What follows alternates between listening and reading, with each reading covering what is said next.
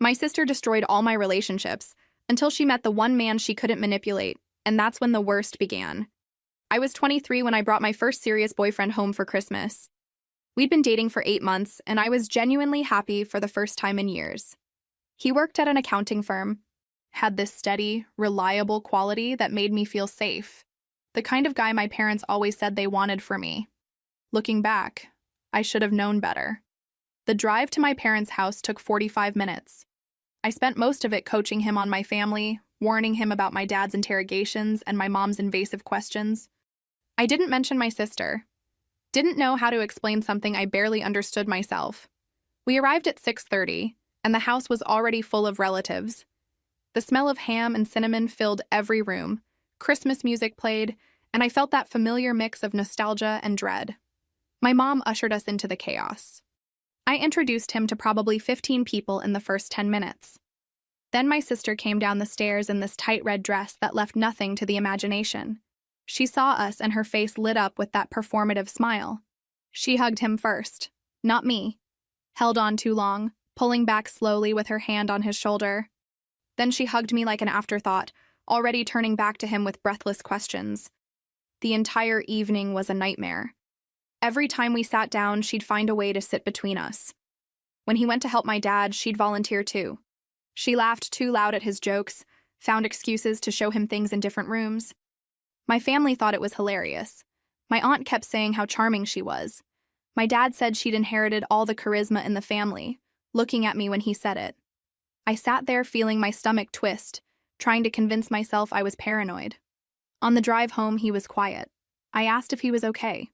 He said yes, just a little overwhelming, then added that my sister was very friendly. The way he said it made my skin crawl. 2 months later, he broke up with me. Said he needed space, things felt different, he wasn't sure what he wanted. Standard breakup lines. I asked if there was someone else. He said no. I didn't believe him. 1 week later, my cousin tagged me in a social media story. There they were, my ex and my sister at some trendy bar downtown, her hand on his chest, both laughing. I stared until the story disappeared, feeling like someone had punched all the air out of my lungs. When I confronted my sister, she acted like I was insane.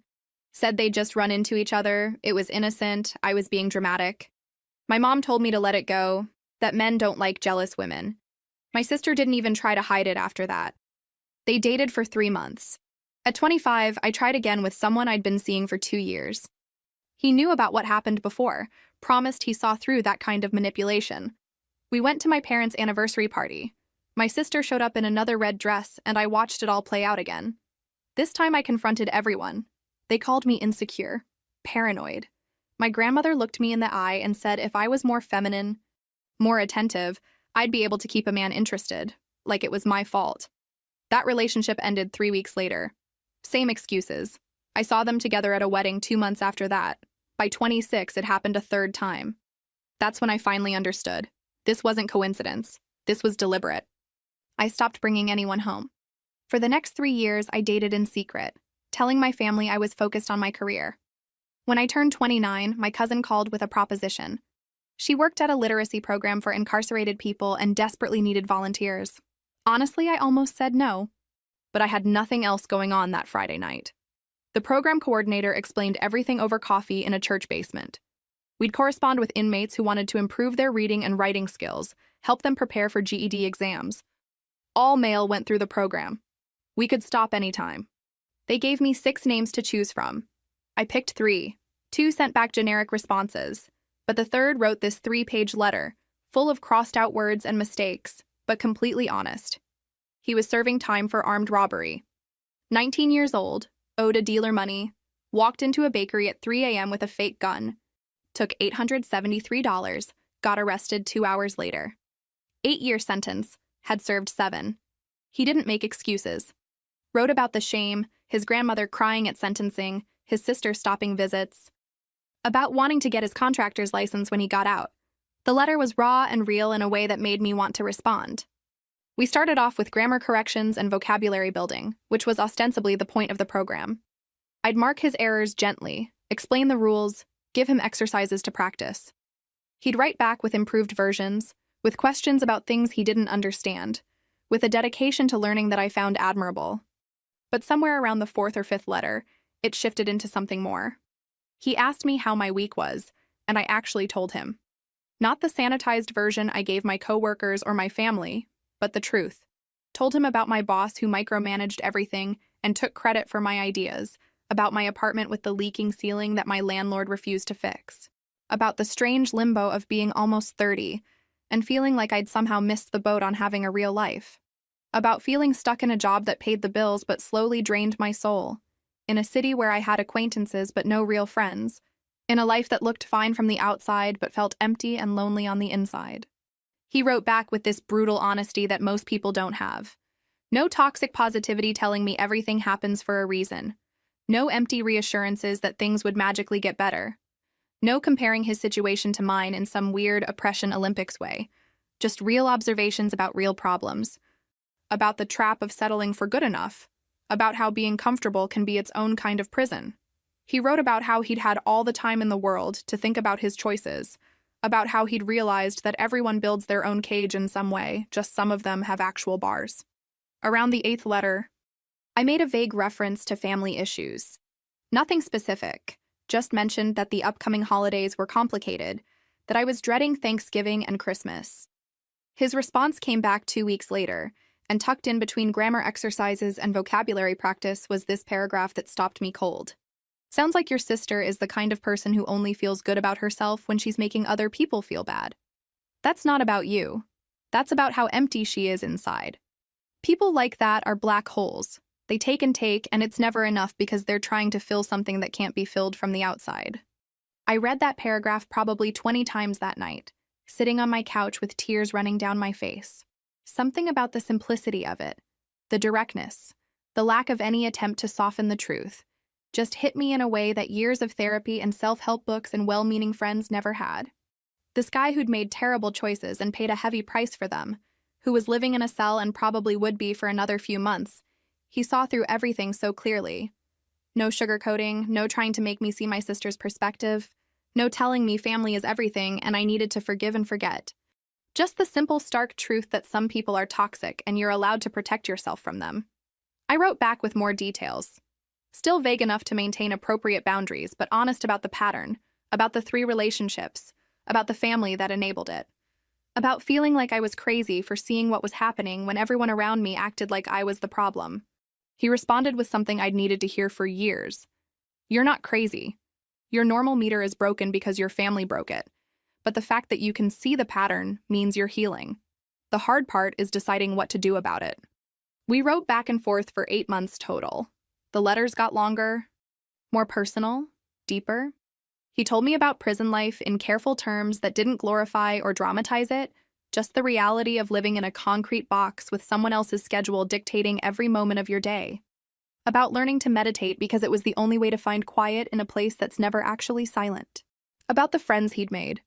The men who were actually trying to change versus the ones who were just counting days. About his grandmother's visits. How she'd forgiven him faster than he'd forgiven himself. About his plans for when he got out. The apartment he'd found through a reentry program. The construction company that hired ex-offenders.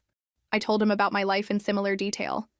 About the promotion I got that came with more responsibility but barely more money. About finally getting the ceiling fixed after threatening to call the housing authority.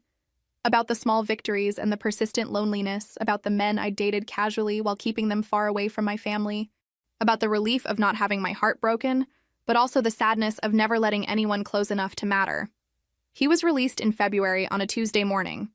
I know because he'd written me a letter 3 weeks earlier with the exact date, asking if I wanted to meet once he got settled. I'd said yes immediately. Then spent those 3 weeks alternating between excitement and terror. What if the connection we had on paper didn't translate to real life? What if he looked at me and was disappointed? What if I'd built him up in my head into someone he wasn't? We agreed to meet 2 weeks after his release at this small coffee shop near the bus station called something generic. Neutral territory where neither of us would feel trapped if things were awkward or disappointing. I got there 15 minutes early because I'm anxious like that. Ordered a coffee I was too nervous to drink, and sat at a table near the window where I could watch the door. Every time it opened, my heart jumped. And then it would be someone else, and I'd feel this confusing mix of relief and disappointment. When he finally walked in at exactly the time we'd agreed on, I recognized him immediately. even though his photo from 7 years ago was outdated. He looked older, obviously, but not in a bad way. Prison ages you differently than normal life does. There was a wariness in the way he moved, in the way his eyes scanned the room before landing on me, in the careful way he approached the table. But when he smiled, it was the same warmth I'd felt in his letters, and something in my chest loosened. We sat down, and for the first 10 minutes, it was stilted in that particular way first meetings always are when you already know each other on paper, but not in person. The rhythm of conversation felt off, like we were both trying too hard. He asked about my drive there. I asked if he'd had trouble finding the place. We both commented on the weather like strangers making small talk. I started to panic, thinking I'd made a mistake, that we should have kept it to letters where we both knew how to communicate. Then he made some joke about the coffee shop's pretentious menu, how they had 15 different milk alternatives but couldn't figure out how to make a regular cup of coffee that didn't taste like dirty water. I laughed, actually laughed, and suddenly we were just talking. 3 hours went by in what felt like minutes. We covered everything and nothing, the big things and the small things, the serious conversations and the stupid ones. He told me about his first week out, how disorienting it was to have choices again, how he'd stood in a grocery store for 20 minutes, just staring at the shampoo options because he hadn't had to make a decision like that in 7 years. I told him about the promotion meeting I'd had that morning, how my boss had somehow made my success about him, how I'd smiled and nodded while internally screaming. The barista started giving us pointed looks around hour 3, wiping down tables unnecessarily close to us, straightening chairs that didn't need straightening. We finally took the hint, gathered our things, walked outside into the cold afternoon. The sun was setting early like it does in February, and we stood there on the sidewalk, neither of us quite ready to leave yet. He asked if I wanted to get dinner sometime, maybe next week. I said yes before he even finished the question. We exchanged phone numbers, actual phone numbers now that the program didn't have to mediate, and he gave me this look like he couldn't quite believe this was real. I knew the feeling. I'd spent the last 3 years convinced I was fundamentally unlovable, fundamentally flawed, and here was someone who'd spent 7 years in prison looking at me like I was something precious. The next months were different from anything I'd experienced before. We took things slow, both of us carrying our own baggage, both of us careful not to rush into anything. He worked in construction, started at 6 in the morning, and came home physically exhausted most nights. Lived with his grandmother in a small apartment across town to help with rent and keep her company. Was taking night classes twice a week to get his contractor's license. Studying at the kitchen table after dinner, while his grandmother watched her shows in the living room. He had this maturity that none of the supposedly successful guys I'd dated ever had.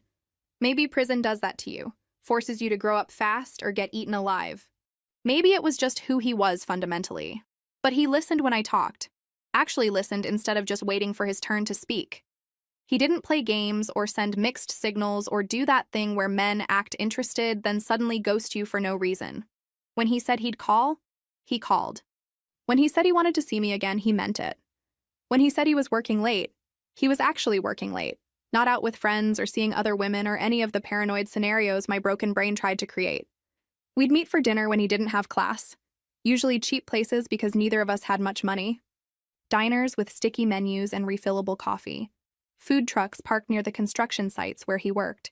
His grandmother's kitchen table where she'd make us dinner and then excuse herself to give us privacy, while not so subtly leaving the bedroom door open because she was old-fashioned like that. He met my middle sister in April, the one who stayed out of drama. We ran into her at the supermarket by accident, and she was nice enough, polite, asked normal questions, made normal conversation.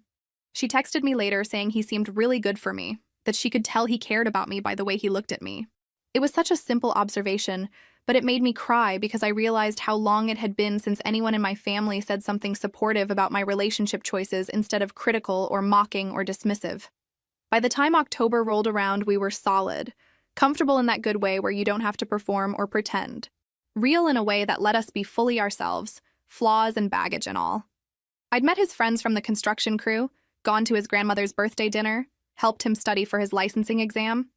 He'd met my coworkers at a happy hour, fixed the perpetually broken cabinet in my kitchen, started keeping a toothbrush at my apartment. Then November happened, and everything changed. My mom called on a Thursday evening, didn't bother with pleasantries, just launched straight into her demands. I needed to come home for Christmas. Not asking, not requesting, demanding in that particular tone she uses, that means she's already told the whole family I'm coming, and I'll embarrass her if I don't show up. She'd already set up the guest room, already told everyone I'd be there, already planned the seating arrangement around my attendance. How could I do this to her? Make her look like a liar in front of the family, ruin Christmas before it even started? I felt that old panic rising in my chest. That same panic I'd felt every holiday season for the past 3 years. My hands started shaking, my breathing got short, and I had to sit down on the floor because my legs wouldn't hold me anymore. He found me there 20 minutes later when he got off work, sitting on the kitchen floor with my phone in my hand, staring at nothing. He sat down next to me without asking questions, just sat there until I was ready to talk. Then I told him everything. Every humiliating detail I'd been holding back, trying to seem less damaged than I was. The pattern, the manipulation, the 3 relationships destroyed by my sister's need for validation, the family that watched it happen with amusement instead of horror, the grandmother who told me I wasn't feminine enough to keep a man interested, the years I'd spent hiding, dating in secret, protecting myself by never letting anyone close enough to matter, the way my family made me feel crazy for seeing what was happening right in front of everyone. I expected him to make excuses, to back out gracefully, to suddenly remember he had other plans for Christmas. Who wants to sign up for that kind of family drama? Who wants to walk willingly into that dysfunction? But instead, he said he wanted to come with me, wanted to meet them, wanted to be there, wanted to support me through it. I actually laughed, this bitter, broken sound that didn't feel like my own laugh. Told him we'd been together for 9 months, that things were good between us, that he didn't understand what my sister was like, what she was capable of, how she'd systematically destroyed every relationship I'd tried to build. Told him she was beautiful and charming and knew exactly what she was doing. Told him men always think they're different, that they'll be the exception, that they won't fall for it, and they're always wrong. He looked at me with this completely calm expression, this certainty that should have scared me but somehow didn't.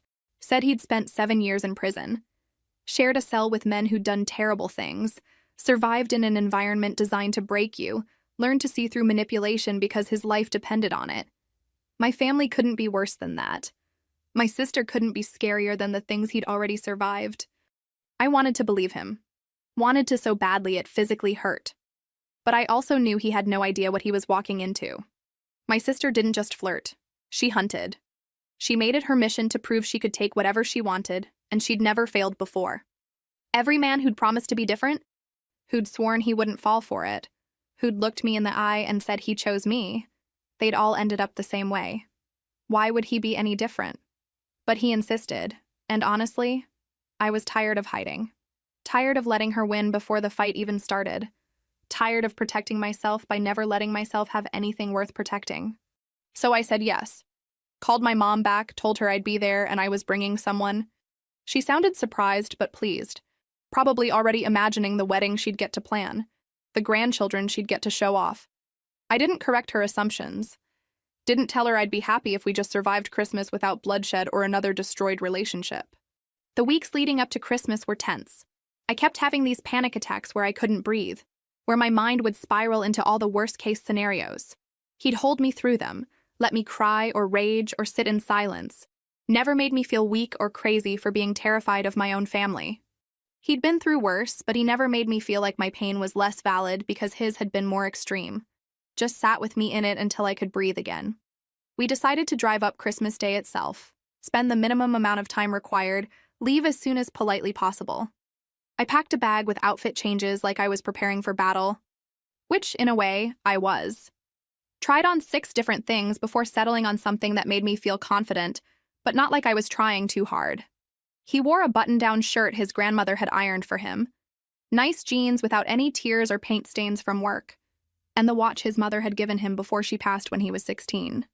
We looked like a normal couple going to a normal family Christmas, if only. We arrived at my parents' house at exactly 7 in the evening on Christmas, right on time like my mother demanded.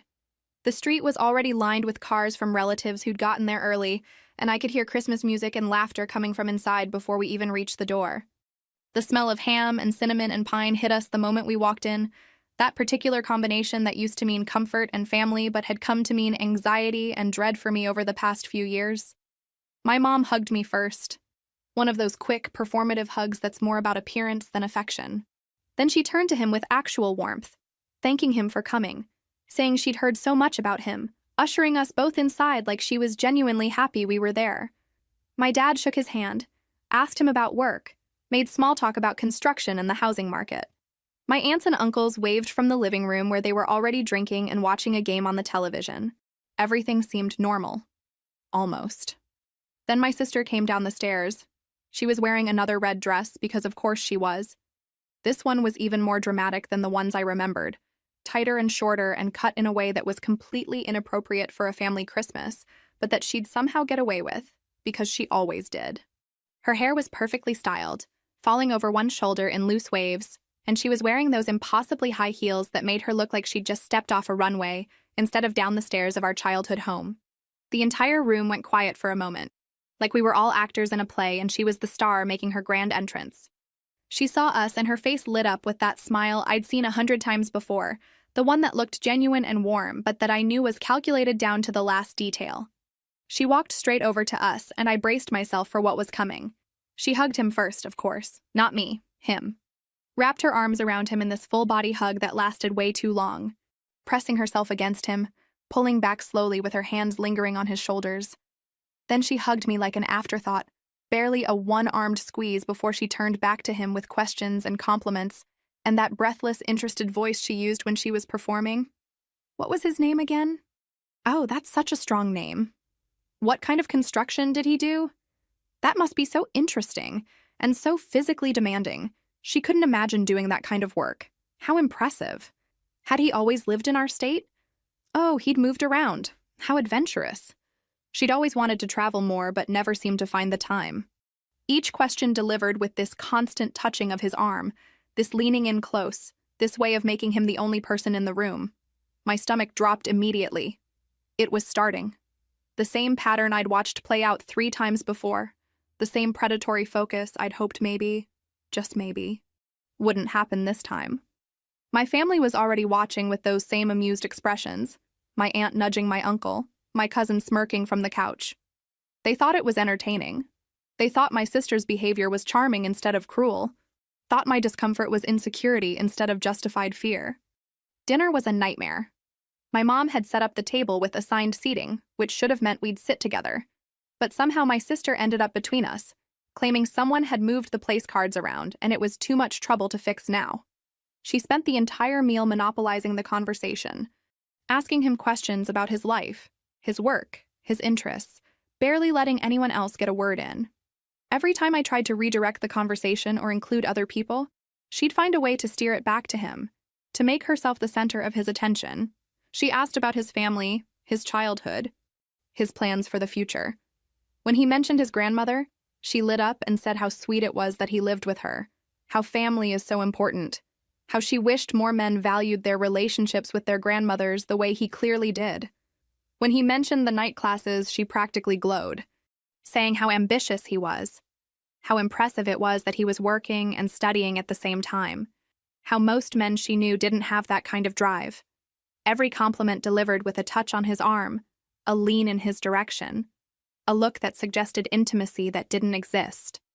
After dinner, everyone moved to the living room for drinks and dessert. I tried to sit next to him on the couch, but my sister somehow managed to wedge herself between us again, this time with an excuse about wanting to hear more about his construction work because she was thinking about doing some renovations on her apartment and wanted his professional opinion. She sat so close to him their legs were almost touching, turned her entire body toward him, created this bubble of attention that excluded everyone else. He was polite but firm, which I noticed even through my panic. He answered her questions with short responses, 1 or 2 words when possible, and kept redirecting the conversation back to include me or other people. When she'd lean in close, he'd lean back slightly, creating distance without being overtly rude. When she'd touch his arm, he'd move to pick up his drink or adjust his position, breaking the contact naturally. It wasn't dramatic or obvious, but it was deliberate, and I started to feel something I hadn't felt in years. Hope. Around 9, my uncle suggested showing him the garage where my dad kept his old car collection, and several of the men headed outside. My sister immediately volunteered to come along, saying she loved old cars even though I'd never heard her express any interest in them before.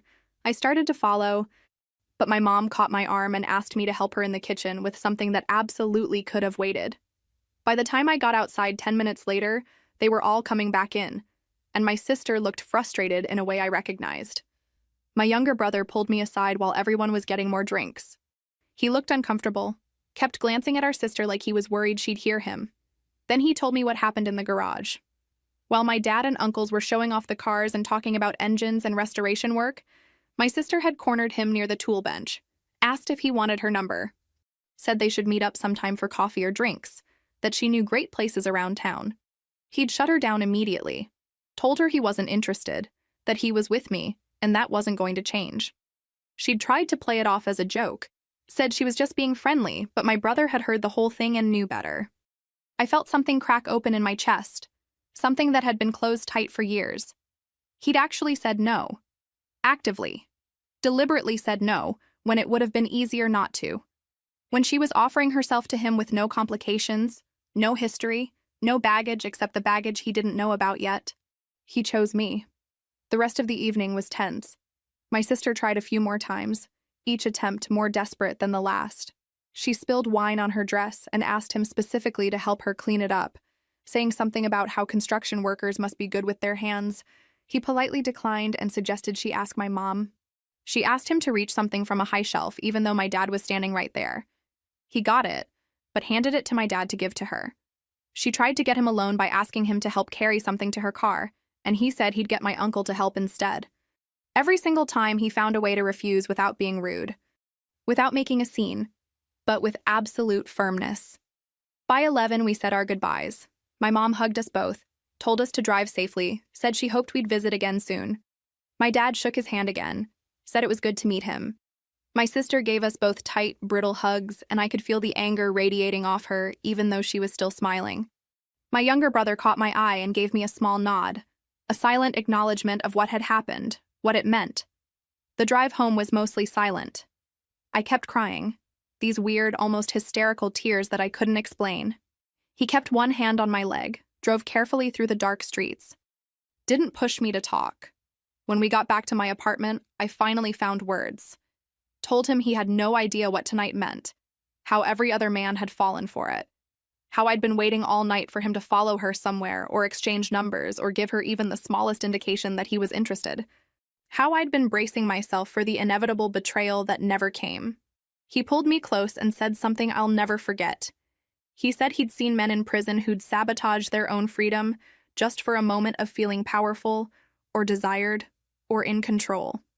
Men who'd throw away years of good behavior, who'd risk everything they'd worked for just for some temporary validation.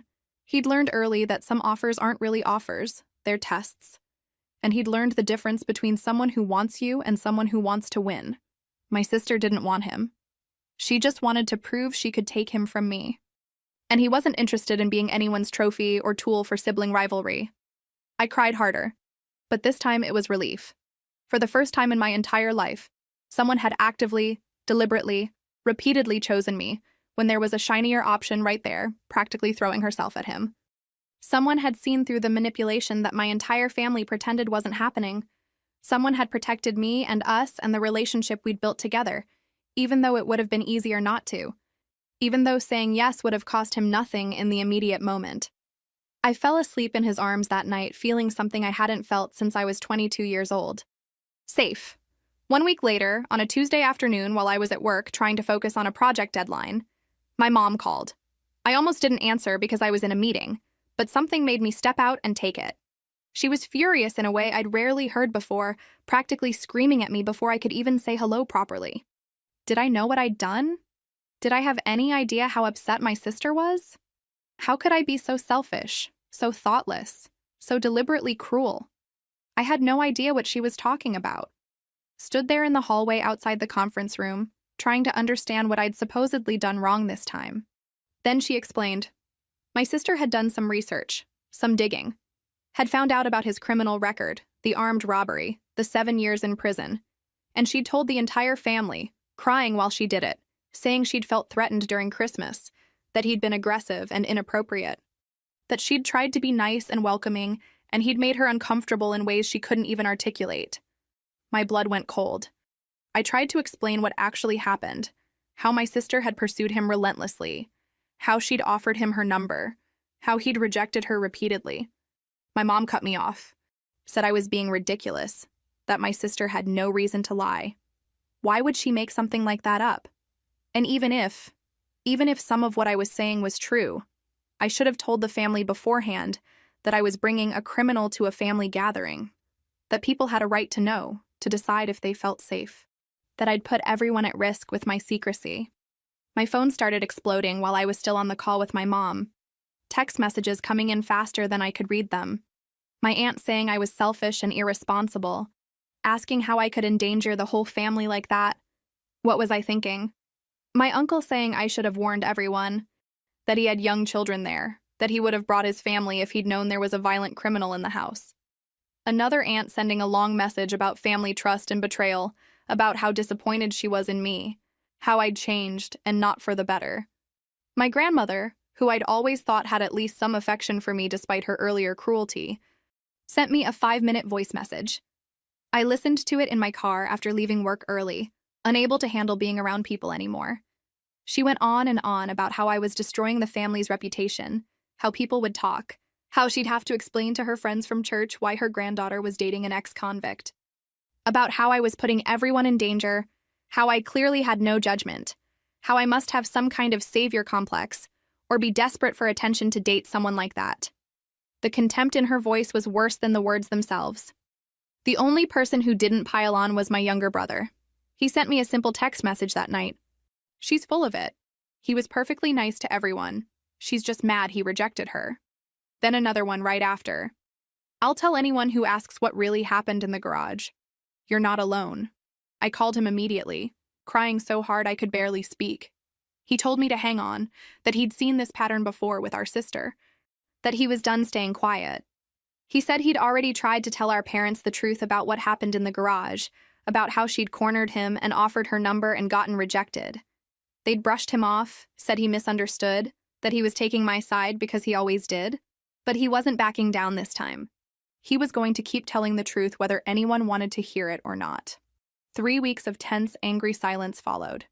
I blocked half my family on social media because I couldn't handle seeing their posts about family values and trust and loyalty, knowing they were directed at me.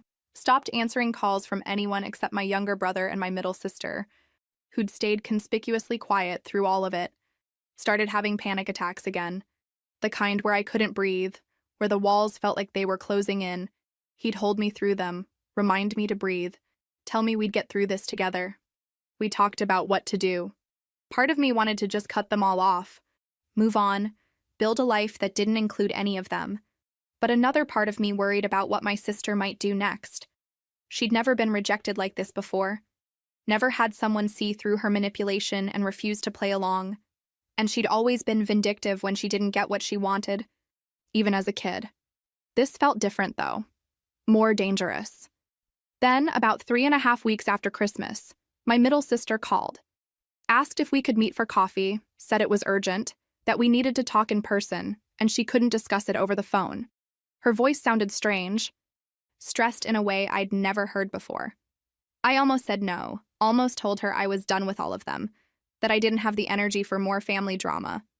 But something in her tone made me agree. We met at a cafe near her apartment the next afternoon. She looked terrible when she walked in, like she hadn't slept in days.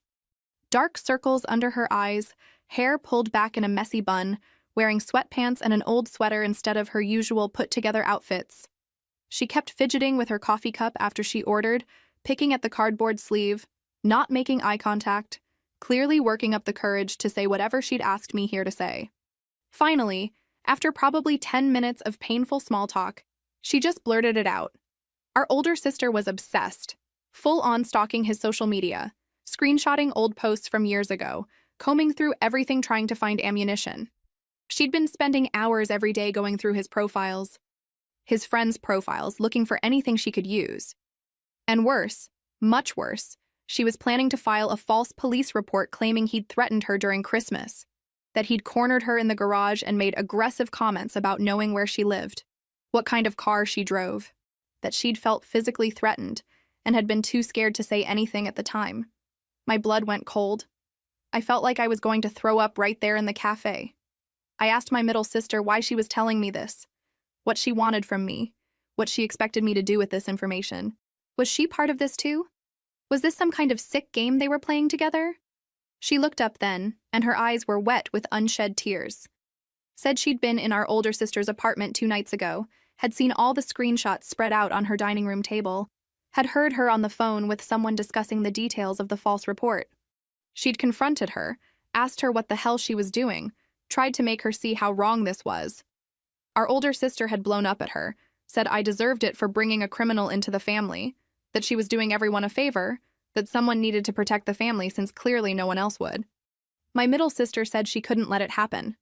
Couldn't let our older sister destroy someone's life just because her ego was bruised. That she'd stayed quiet too many times before, watched too many cruel things happen without speaking up, convinced herself it wasn't her business or wasn't that serious. But this was too far. This could send him back to prison. This was potentially ruining an innocent person's life out of pure spite. She couldn't be part of that, couldn't stay silent about that, even if it meant going against family. I asked if she'd testify if it came to that, if she'd tell the truth about what really happened, what our sister was planning. She said yes, absolutely, without hesitation. But she also said she couldn't confront our older sister directly again, that she was genuinely scared of her, of what she might do. Our older sister had always had this ability to make people around her suffer when she didn't get her way. And my middle sister had been on the receiving end of that enough times to be terrified of it happening again. I left that coffee shop shaking, got in my car, and sat there for probably 20 minutes before I could drive.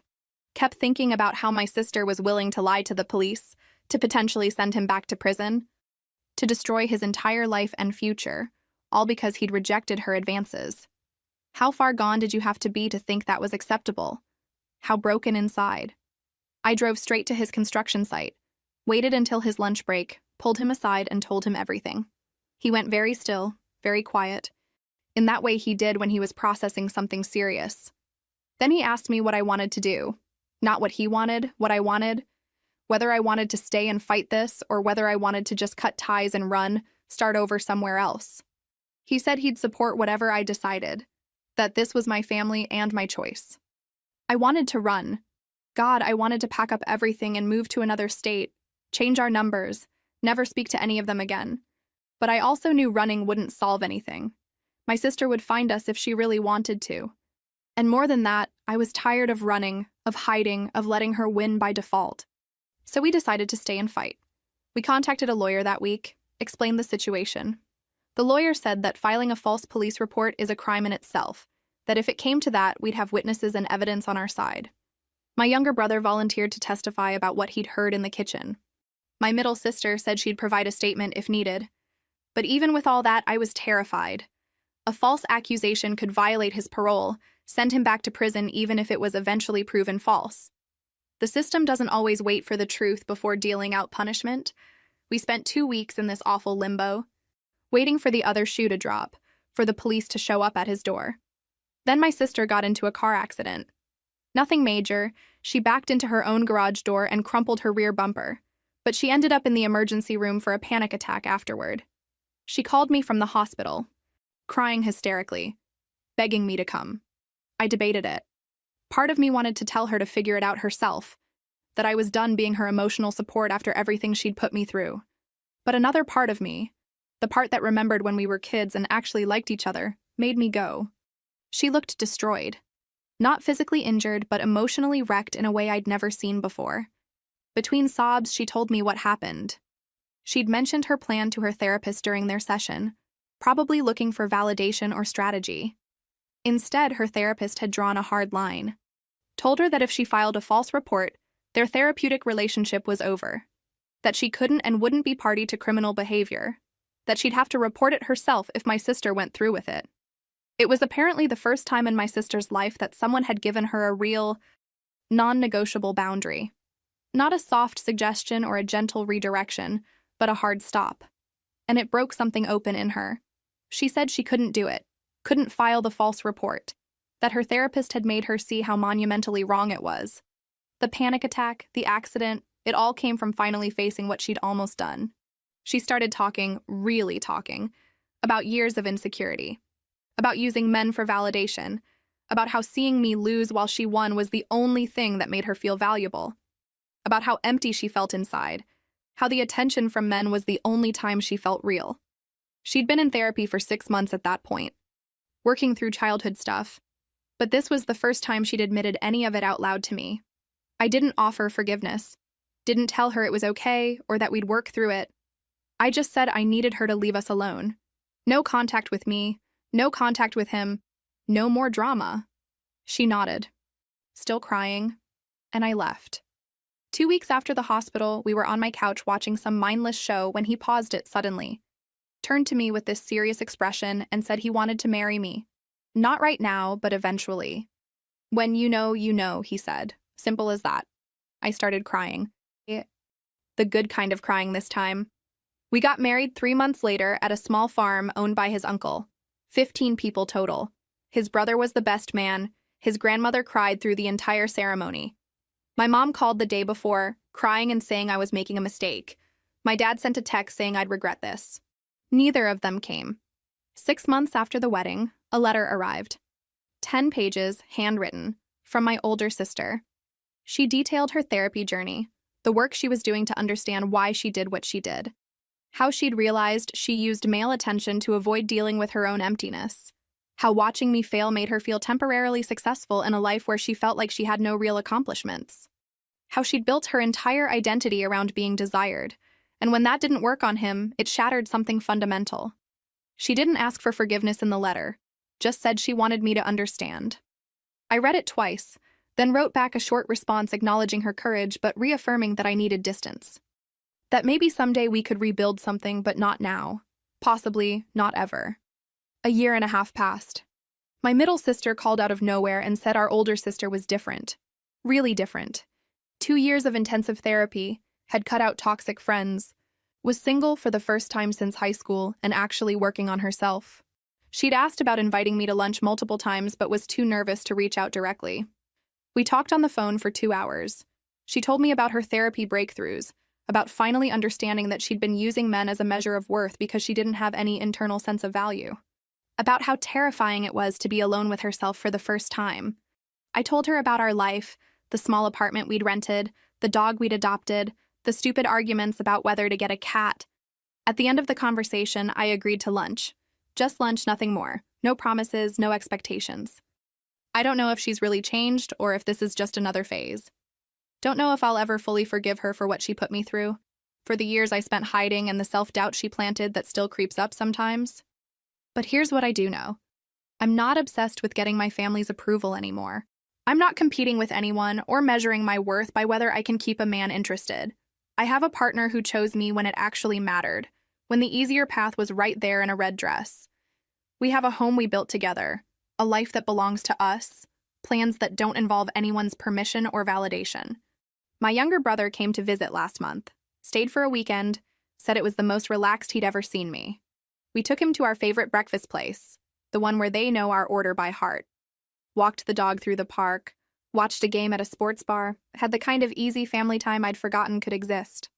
On his last day, he said something that stuck with me. He said he used to think all families were supposed to be complicated, that drama was just part of the package. But watching us, seeing how simple and peaceful our life was, made him realize that wasn't true. That sometimes the family you choose is healthier than the family you're born into. I think about that a lot now. About how I spent so many years trying to fix something that was fundamentally broken, trying to earn love from people who saw me as competition or collateral damage. About how much energy I wasted on relationships that were always going to hurt me. My middle sister asked me last week if I thought our older sister deserved a second chance. I told her I didn't know yet. That forgiveness isn't something you can force or rush. That I needed to protect my peace first. And if there's room for reconciliation later, it'll happen naturally. Or it won't. And that's okay too. I'm learning that you don't owe anyone your suffering. You don't owe toxic people your presence just because you share DNA. Sometimes the bravest thing you can do is walk away and build something new. I have a partner who chose me when it mattered, when the easier path was right there. I have a home that feels safe, mornings without anxiety, nights where I sleep without replaying what I did wrong. A life built on my terms, with someone who proves every day that I was always enough. The lunch with my older sister is scheduled for next month. I might go, I might cancel, but either way, it won't define me. I've spent too many years letting her have that power. My husband asked me yesterday what I wanted for dinner, and I realized I couldn't remember the last time I'd had an anxiety attack. The constant vigilance I used to carry has slowly dissolved. This is what peace feels like. Not the absence of problems, but the presence of someone who faces them with you instead of creating them. My grandmother sent me a message last week. First contact in almost 3 years. She apologized for what she'd said that day, about me not being feminine enough. I haven't responded yet. Some apologies come too late. But I appreciate that my older sister's changes are rippling out, making others examine their own behavior. The dog just brought me his leash. My husband is finishing a work call, and we're meeting my middle sister for dinner later. Normal, boring, beautiful life. The kind I never thought I'd have. After everything, this quiet, chosen life is everything I needed. It's healing in ways I didn't know I needed to heal. It's teaching me that I don't have to perform or prove myself into being worthy of love. I was always worthy. I just needed to find someone who already knew that, and then choose myself too. So that's where I am now. Living with a man who went to prison and came out better than most. Walking my dog, having ordinary dinners with family members who showed up when it mattered, considering lunch with a sister who might have changed. It's not a fairy tale ending, fairy tale. It's messier, more uncertain, but it's mine. Built on honesty and the kind of love that doesn't require me to be anyone other than who I am. And you know what? That's more than enough. It's everything.